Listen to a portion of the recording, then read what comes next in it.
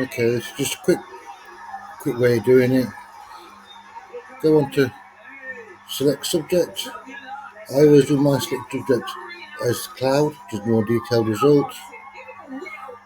Select subject, which is done, and that's a very good job of it. Click the move tool, pick it up, move it to the background you've made,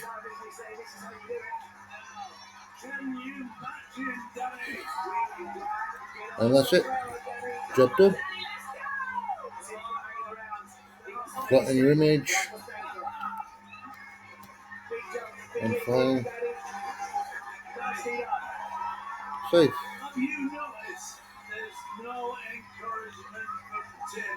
Tim is savage.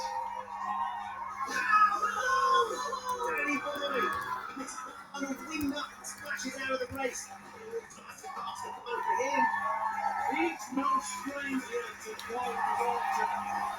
Simple as that.